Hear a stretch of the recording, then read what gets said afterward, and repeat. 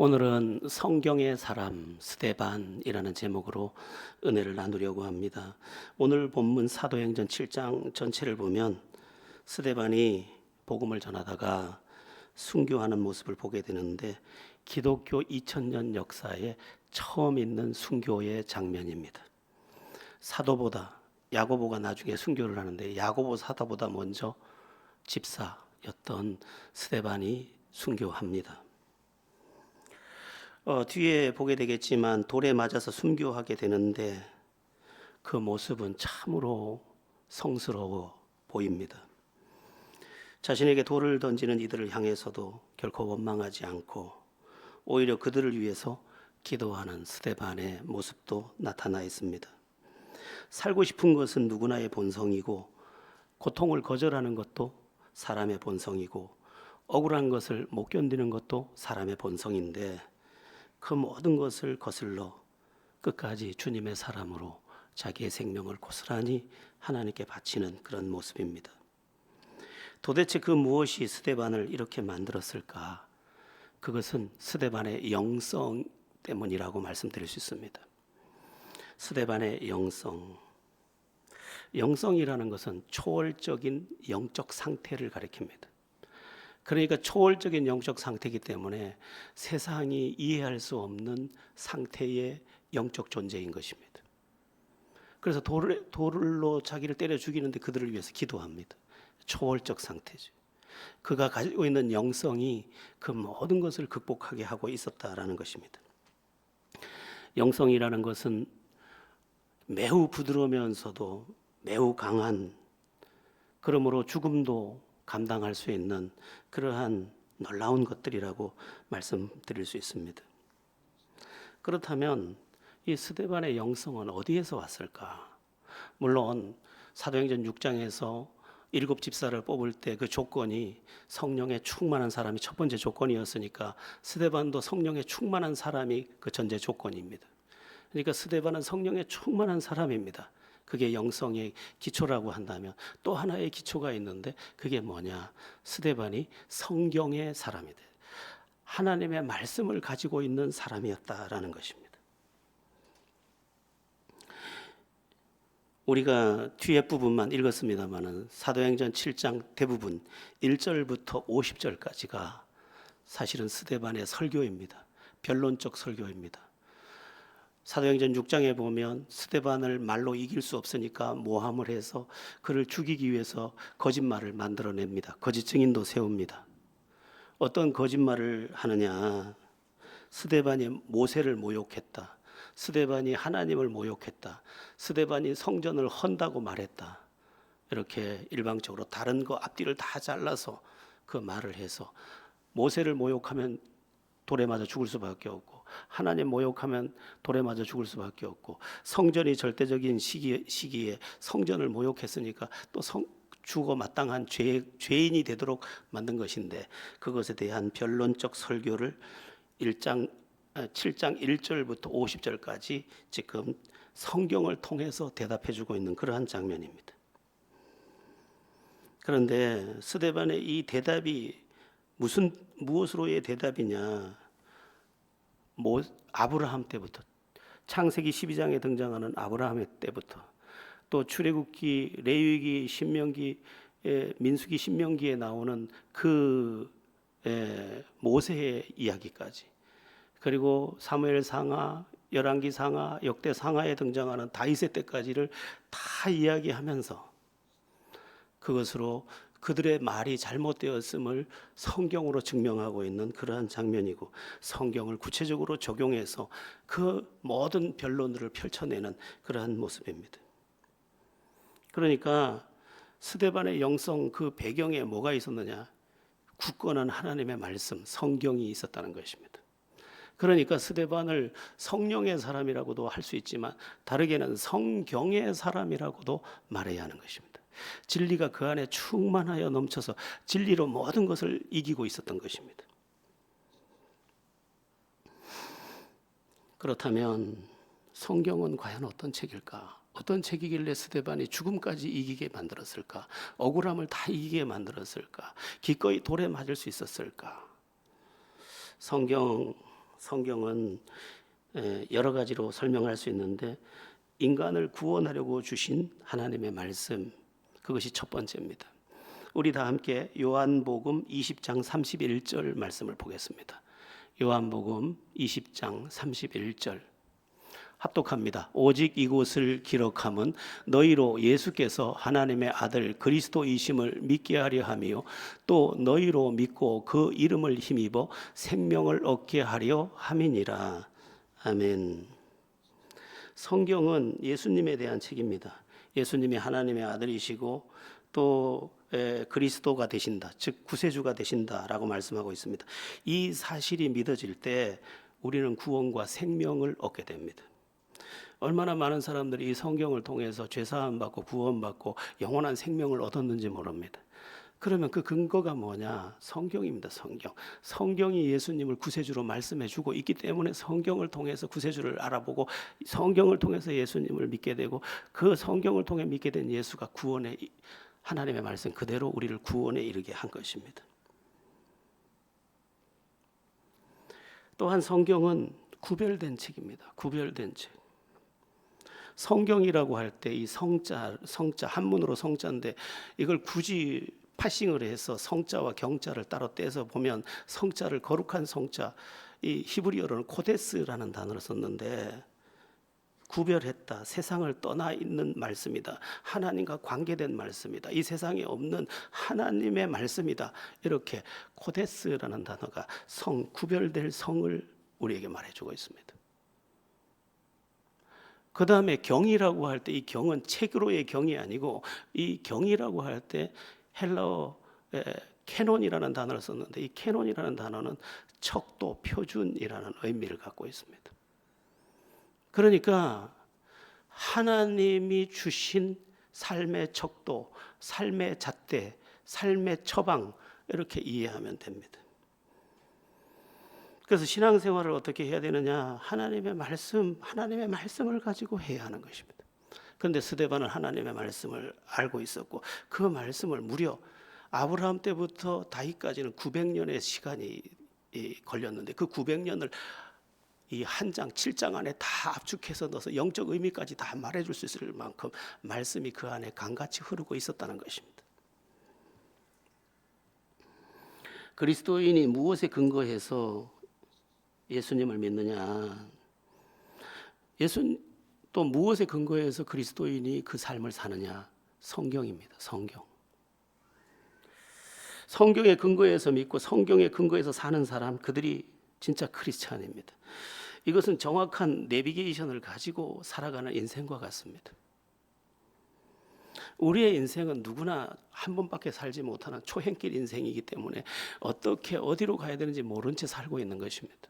더듬으면서 살고 있는데 하나님께서는 우리에게 내비게이션과 같은 성경을 제공해 주신 것입니다. 저는 길눈이 매우 어둡습니다. 그래서 한동안 안 가면 또 길을 또 잊어버립니다. 어디 식당에 가면 꼭 반대 방향으로 나가고 그래서 제가 길을 참 잘 잊어버립니다. 그래서 차를 가지고 다른 데는 시골 같은 길은 뭐 다니기 쉬우니까 잘 다니는데 서울만 갖다 놓으면 이상하게 반대 방향으로 자꾸만 갑니다. 그 내비게이션이 저를 위해서 만들어졌다고 생각할 만큼 얼마나 고마운지 모릅니다. 골목골목을 지나서 어떻게 그 정확한 그 목적지에 도착시켜 주는지 너무너무 감사할 일이죠. 근데 성경이 그렇다는 것입니다. 그래서 내가 아는 경험과 내가 아는 지식을 내려놓고 내비게이션보다 더 완전하고 정확한 이 말씀을 따라간다면 우리는 하나님이 준비해 놓은 놀라운 목적지에 다 도착하게 될 것입니다. 이 영적 내비게이션입니다. 종교개혁 이전의 중세시대에는 성경에 근거하지 않았으므로 교회라고 부르던 가톨릭 교회가 엄청난 죄악과 타락에 빠져 있었습니다. 성경에 근거하지 않다 보니까 그냥 성당이라고 해서 그 건축만 화려하게 모든 것을 꾸며가고 있었고 그 다음에 돈이 필요하니까 면죄부를 판매하고 면죄부를 사면 죽은 조상들의 죄까지 다 속죄함을 받는다고 거짓말을 하고 예. 그 다음에 신부에게 가서 고해성사를 하면 네 지 사함을 받았느니라면 사함을 받았다고 믿게 하고, 교권을 확립하기 위해서 성경을 읽지 못하게 쇠사슬로 묶어놓고, 그리고 마리아 승천설, 성상 숭배, 또 믿음이 좋았던 어떤 조상들의 이름을 부르면 구원을 받는다는 거짓 가르침, 그 다음에 마녀 사냥, 정적을 죽이기 위해서 억지로 고문을 해서 그를 마녀와 달빛 찬란한 날에 빗자루를 타고 날아다녔다는 거짓말 증거를 하기 위해서 그를 죽이고 그 집안을 다 멸하는 일, 그런 엄청난 일, 십자군 전쟁같이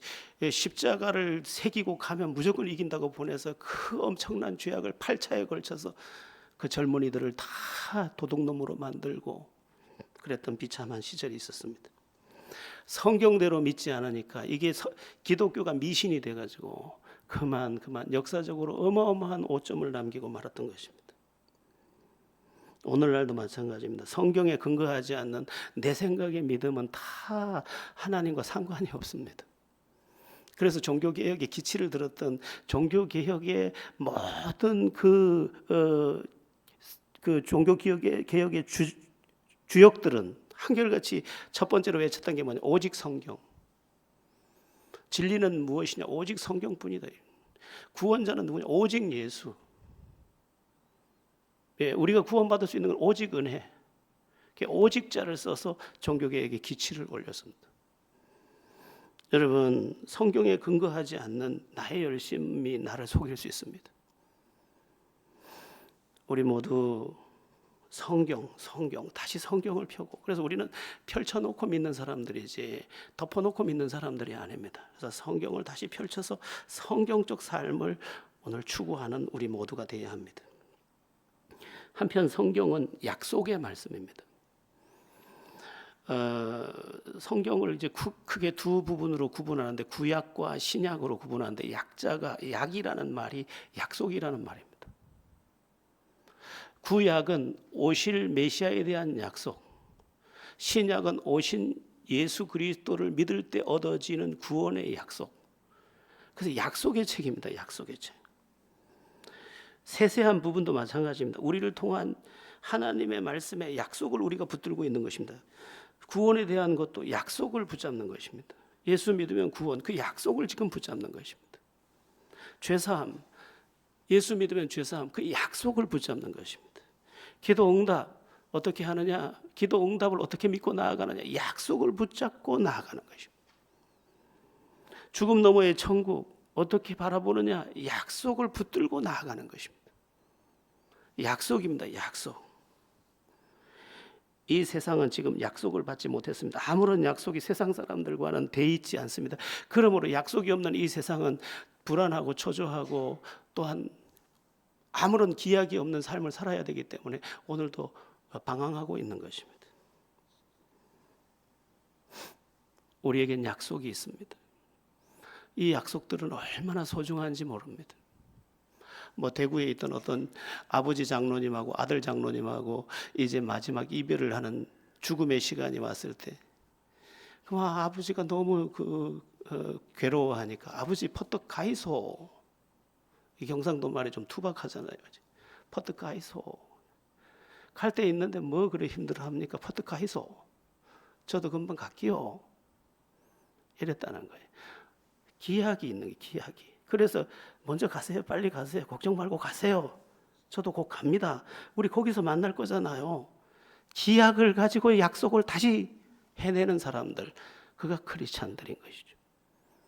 여러분, 만약 우리에게 천국이 약속되어 있지 않다면, 구원이 약속되어 있지 않다면, 죄사함이 약속되어 있지 않다면, 기도 응답이 약속되어 있지 않다면, 함께 동행하겠다는 함께 하심의 약속이 없다면, 인도해 주시겠다는 약속이 없다면, 함께 합력해서 선을 이루어 주신다는 약속이 없다면, 피할 길을 주시겠다는 약속이 없으면 우리는 무슨 힘으로 오늘을 버티겠습니까? 근데 하나님은 약속을 주셨습니다. 약속을. 어디에다가? 성경에다가. 그래서 자꾸만 성경을 펴야 합니다. 세상 것에 너무 빠져서 세상 소리를 듣다 보니 나의 내비게이션을 잊어버리고 하나님의 약속을 다 놓친 채 불안하고 방황하고 초조하고 세상의 염려를 나도 똑같이 하고 있는 그런 처지가 되는 것입니다. 오늘 아침에 혼자 나와서 기도를 하는데 하나님께서 이상한 생각이 들게 해주셨습니다. 하나님, 길이 조금 가파릅니다. 제가 가는 길이 좀 가파릅니다 했더니 그래서 좋은 길이 아니냐라고 저의 마음을 주장해 주는 걸 느꼈습니다. 아니 글쎄, 히말라야, 에베레스트 거기를 목숨을 걸고 올라가서 거기가 깃발 하나 꽂고 내려오려고 가다가 죽는 게 태반인데,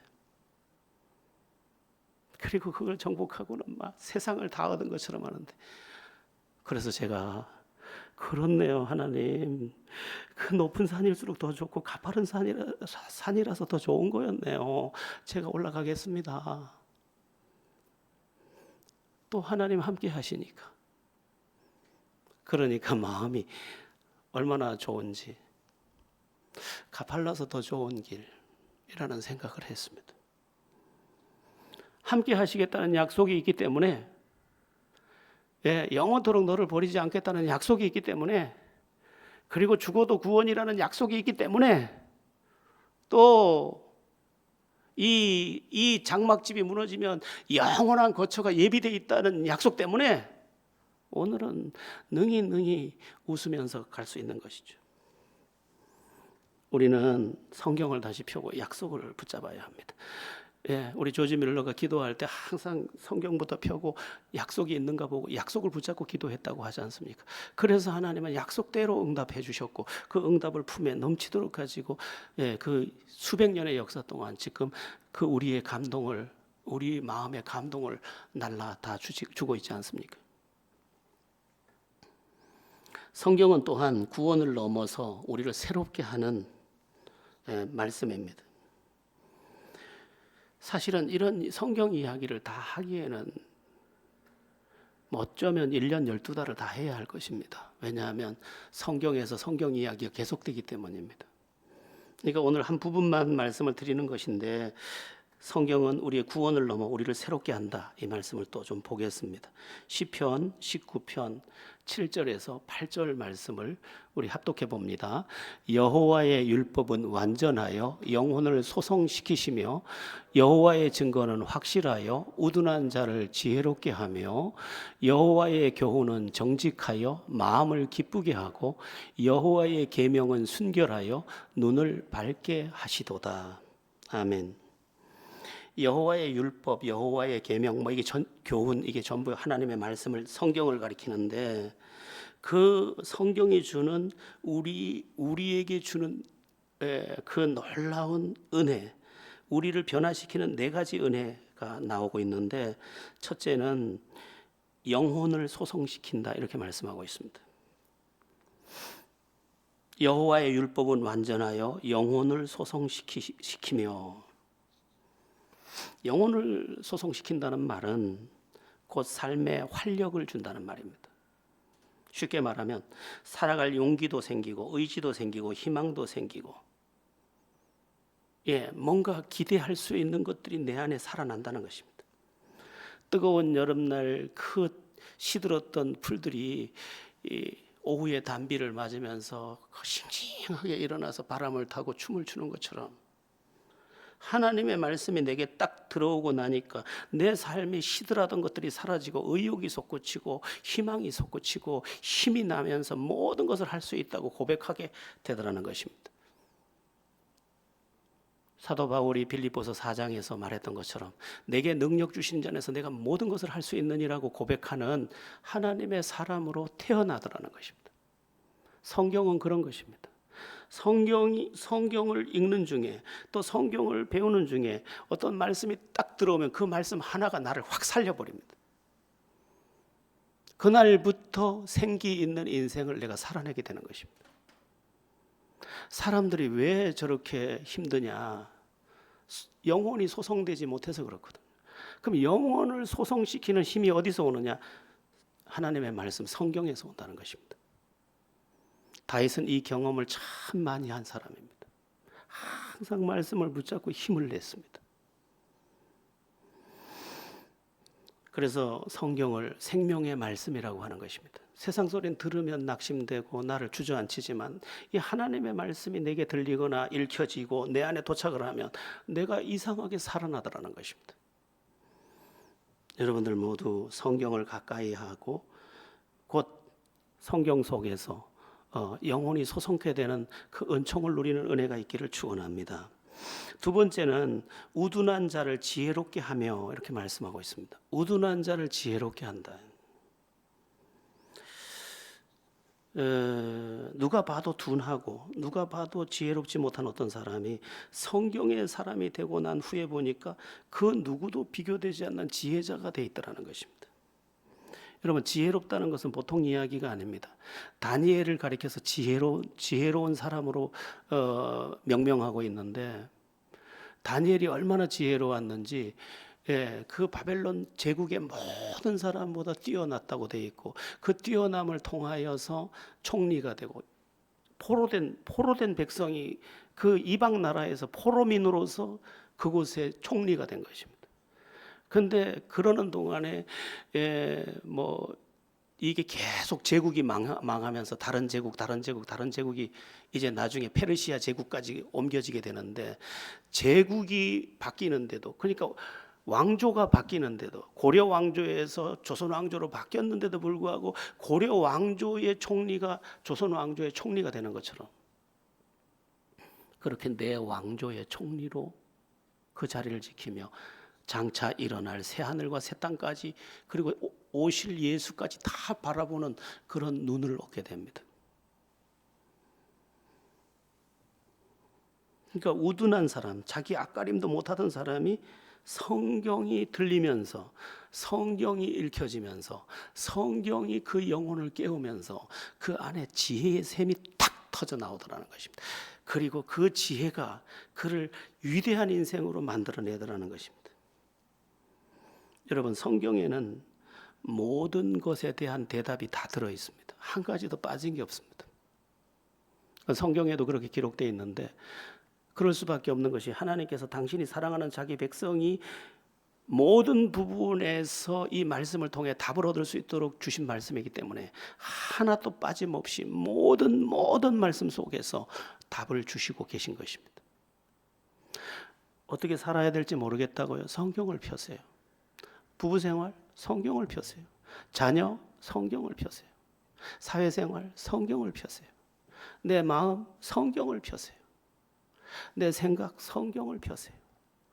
내 죄악 성경을 펴세요. 거기에 모든 처방이 다 있습니다. 여러분이 무엇을 묻든 이 성경이 정확하게 다 대답해 주고 있습니다. 누가 성경을 백독을 했다 그러면 이미 그 안에 답이 다 있습니다. 자기 안에. 왜? 성경이 자기 안에서 대답을 계속 해주거든. 그리고 성경이 많이 들어있는 사람은 기도할 때 그 성경으로 응답을 많이 받습니다. 하나님이 성경으로 감동하시고 성경으로 마음을 주장해 주시는 예가 허다하기 때문입니다. 말씀이 없으면 자기 생각의 소리를 자꾸 듣다가 끝나는 것입니다. 얼마나 많은 사람들이 자기 생각을 듣다 끝나는지 모릅니다. 근데 성경이 있다 보니까 성경이 대답해 주지요. 성경이 하나님이 그 성경 내 안에 있는 말씀을 북돋아서 그것으로 감동을 주셔서 길을 열어 가시지요. 그러니까 그 삶이 승리가 될 수밖에 없는 것입니다. 위대한 다윗은 이렇게 고백하기도 했습니다. 주의 말씀은 내 발의 등이요 내 길의 빛이니이다. 앞이 캄캄했는데 말씀을 펴니까 마치 등불을 켠 것처럼 자기 앞길이 다 보이는 거예요.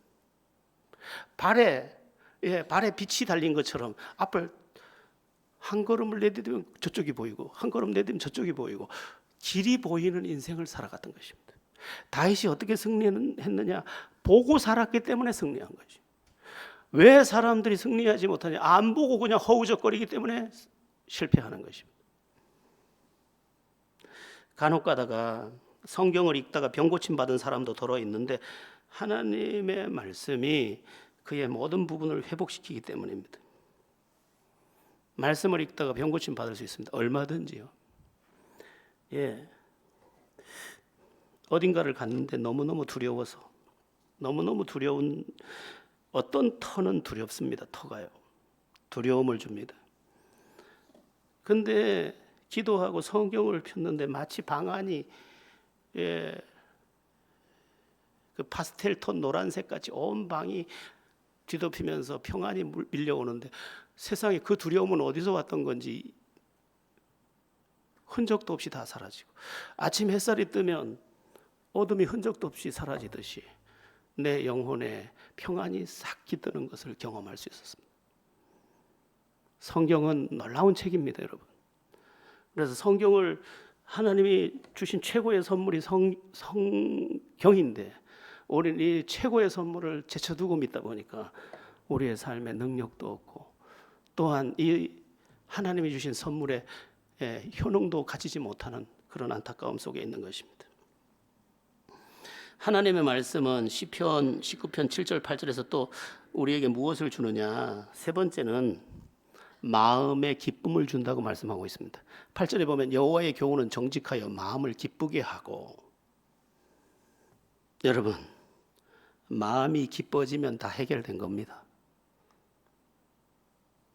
마음이 기뻐지면 저절로 대부분의 문제가 90% 이상 다 해결된 겁니다.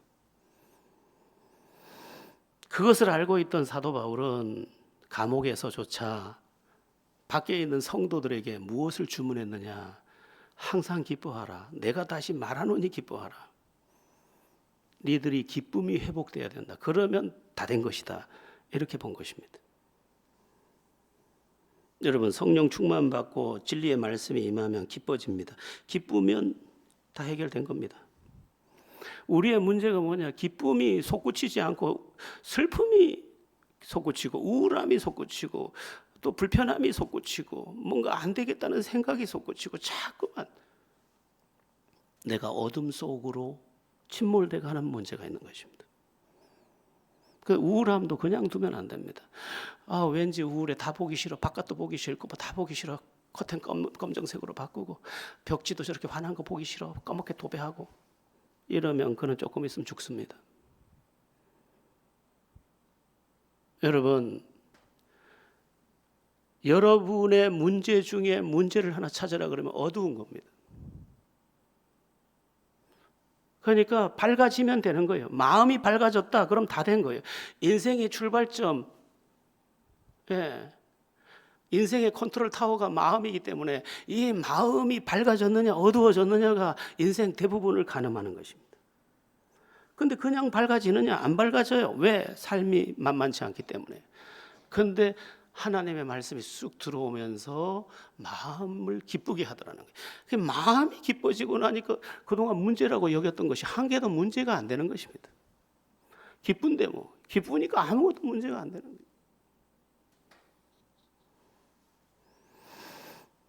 어떤 일이 있어서 당연히 우울해야 되고 당연히 화가 나야 된다고 여기지 마십시오. 우리는 상황을 넘은 영성으로 그 모든 것을 극복할 수 있습니다. 그런데 그 극복의 힘이 어디서 오느냐? 말씀에서다. 말씀에서. 특별히 여러분에게 부탁하는데 마음이 어두워지거나 심각해지지 않도록 조심하십시오. 늘 심각한 사람이 있는데 가까이 하기가 불편합니다. 늘 심각하면 안 됩니다. 어떤 집에 가면 밥 먹는데도 심각해. 그러면 안 됩니다. 밥 먹을 땐 즐겁게, 뭐 쩝쩝거리면서 먹는다고 또 야단치는 부인들이 있는데 그것도 좋은 거 그냥 두십시오. 쩝쩝거리게. 네? 우리 집사람이 날 보고 가끔 하는 말이, 아이고 숨 좀 쉬고 먹어요, 이렇게. 그래서 내가 이렇게, 돼지는 원래 못 참는다.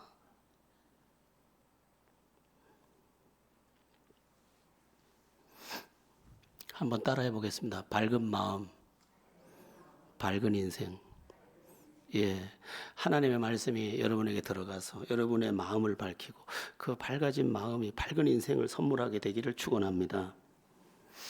하나님 말씀이 주는 네 번째 결과, 제가 전체를 다 말씀드릴 수 없다고 했어요. 이 시편이 한 부분만 말씀드린 게 아쉬운데 8절을 보면은 네 번째 결과가 또 나오는데, 여호와의 계명은 순결하여 눈을 밝게 하시는도다, 이렇게 되어 있습니다. 눈이 밝아진대요.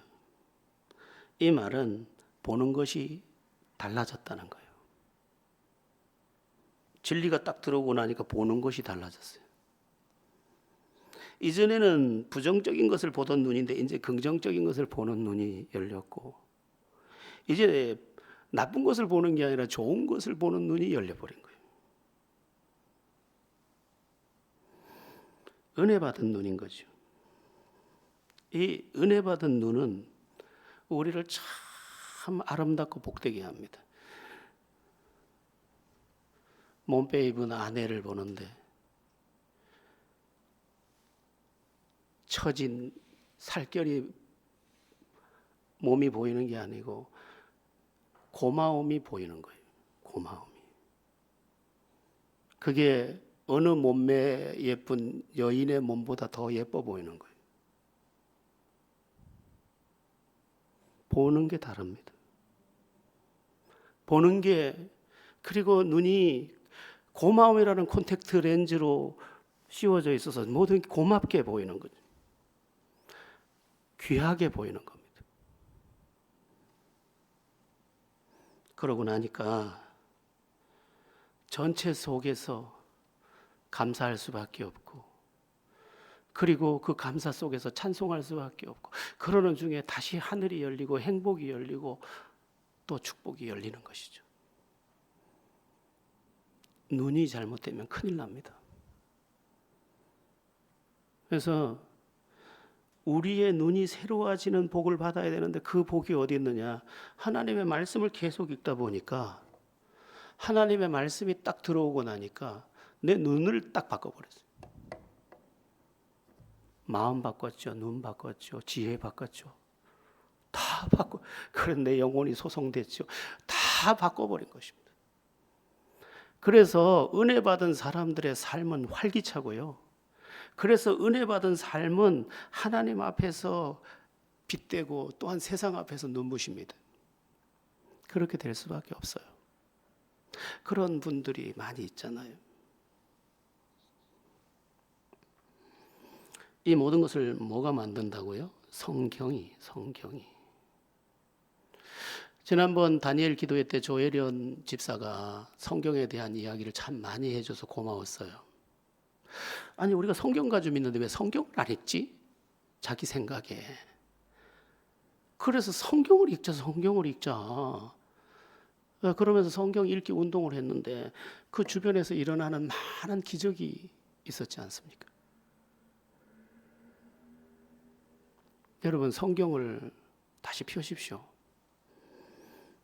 이 성경이 성령의 감동으로 하나님이 주신 말씀이기 때문에 이 말씀 안에 모든 해답이 다 있고, 이 해답 안에 또한 은혜가 있습니다. 계속 말씀드립니다마는 성경에 대해서 저는 지금 지극히 작은 부분을 말씀드리고 있습니다. 사실은 끊어지지 않는 금맥이, 우리 평생을 파도 다 파지 못할 금맥이 여기 있습니다. 여기 다 있습니다. 우린 내 생각 그만하고 이 이리로 들어가야 합니다. 그러면 우리는 오늘부터 달라집니다. 에베소서 6장 17절에 보면 하나님의 말씀을 성령의 검이라고도 말씀했습니다. 성령의 검. 검은 뭐죠?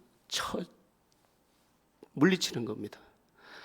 이 성령의 검, 하나님의 말씀이, 성경이 내 안에 들어오면 끊지 못한 죄도 착 끊어낼 수 있게 되고요. 마귀의 공격도 탁 잘라낼 수 있고요. 내 안에 있던 열등감도 탁 잘라낼 수 있고요. 내 안의 상처도 싹둑 잘라낼 수 있습니다. 성령의 검, 곧 하나님의 말씀을 가지라 말씀하는 이유가 그 때문입니다. 그러니까 이겨야 할 것을 성경을 가지고 진리로 이기다 보니까 부작용은 다 끝나고 내 삶의 대로가 오고 있는 것입니다.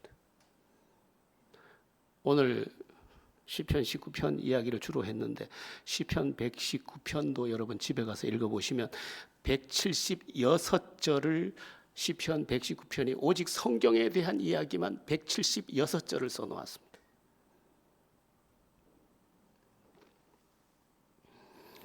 조직신학 조직신학이 7권인데 조직신학에서 그 은총론이라는 게 있습니다. 그 은총론에 들어가면 은총론이 두 가지로 구분됩니다. 일반 은총과 특별 은총입니다. 일반 은총은 이 해, 달, 별, 물, 산들, 바다, 강 다 말합니다. 모든 사람은 하나님이 만들어준 이 일반 은총의 영역 안에서 그 물을 가지고 먹고 그 하늘을 그 햇살을 기대서 살고 그리고 영양분을 담아놓은 땅에 나는 식물을 하나님이 다 그렇게 자라도록 해놓은 것을 먹으면서 삽니다. 그래서 모든 존재는 일반 은총 안에 살고 있는 것입니다. 사람은 자기가 난 하나님 몰라 해도 하나님 혜택 안에 살고 있는 존재입니다. 그런데 특별 은총이라는 게 있습니다. 그게 뭐냐면 예수 믿는 사람에게만 주는 은총, 그게 뭐냐? 구원의 은총입니다. 그리고 진리를 깨닫게 하는 은총입니다. 그러니까 우리가 누구냐 하면 특별 은총을 받은 사람. 여러분, 예수 아무나 믿는 게 아닙니다. 믿을 수 있는 특별 은총을 준 사람이 믿는 겁니다. 그러니까 하나님이 나한테 뭘 주셨는데요? 라고 물을 때 하나님이 특별하게 이미 은총을 주셔서 예수 믿고 있는 겁니다. 그런데 계시론으로 가면 계시론에서는 일반 계시와 특별 계시로 또 구분을 합니다. 일반 계시는 뭐냐? 해, 달, 별, 이 자연 만물을 보면서 신적인 존재가 있구나라고 여기는 신을 알아볼 만한 표징들을 말합니다.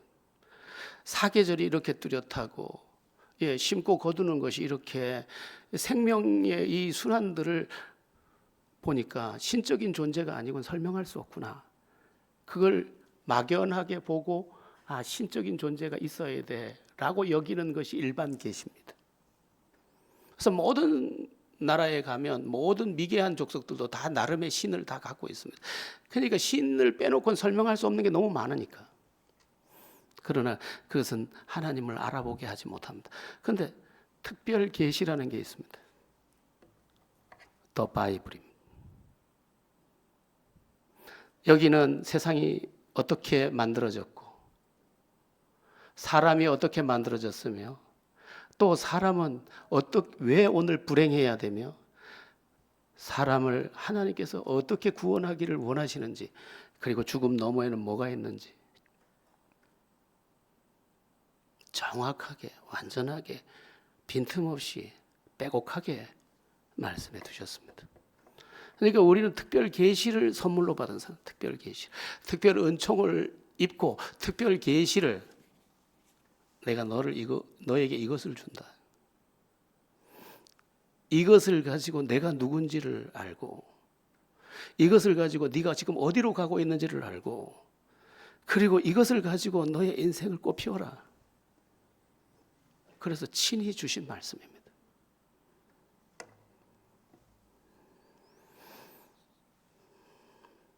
그러니까 여기 있는 이 책은 우리가 기독 서점에 가서 몇만 원을 주고 사는 한 권의 책이 아니라 하나님께서 당신 전체를 쏟아부어서 우리에게 당신이 당신의 아들까지 죽이면서까지 우리를 구원하기 원하는 그분께서 목 놓아 써놓은 무려 1600년 동안 기록한 책입니다. 39명의 저자를 동원해서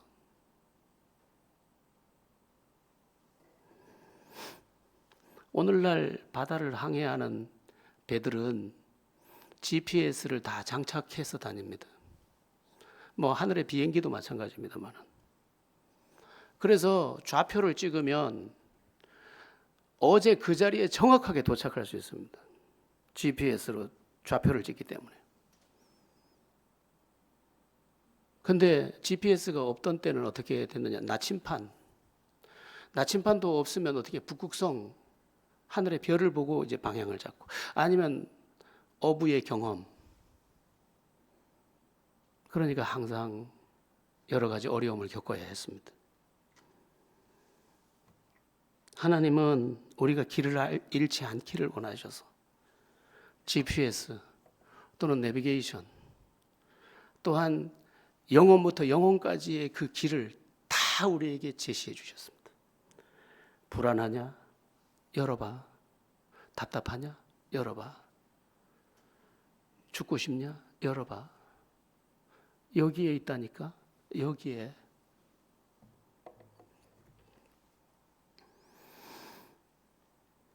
우린 다시 성경을 펴야 합니다.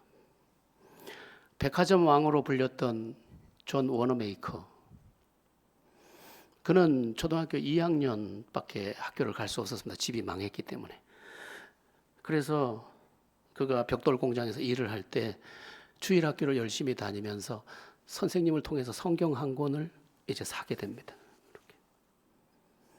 책은 친구들은 학교 교과서를 갖고 다녔지만 자기는 책이 이거 한 권입니다.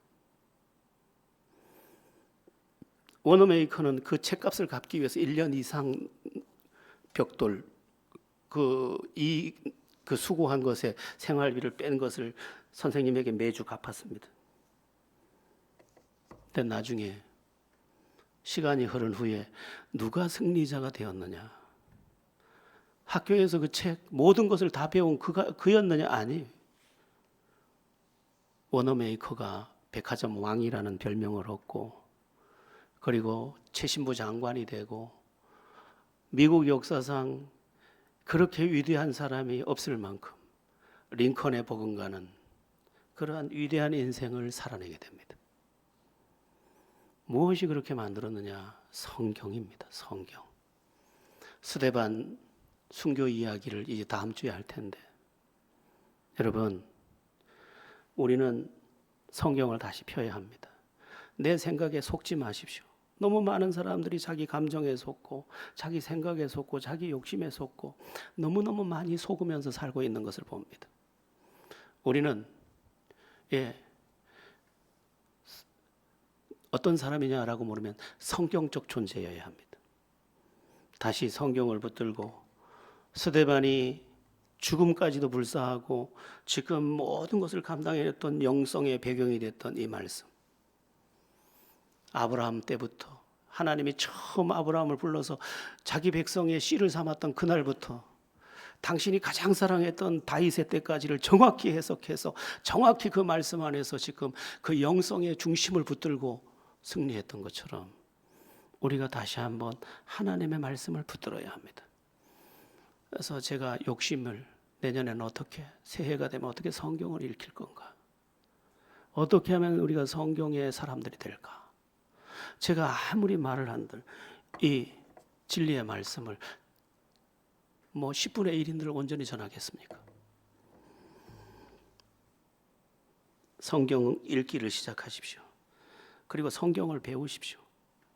그리고 복 있는 사람은 성경을 주야로 묵상하는 자라고 했는데 성경을 묵상하십시오. 근심을 묵상하거나 미움 묵상하지 마십시오. 그리고 이 말씀을 따라 살기를 힘쓰십시오. 머지않아 여러분의 어두움이 저만치 사라지고 하나님이 예비한 것 같은 그 놀라운 은총의 자리에 서 있는 여러분을 보게 될 것입니다.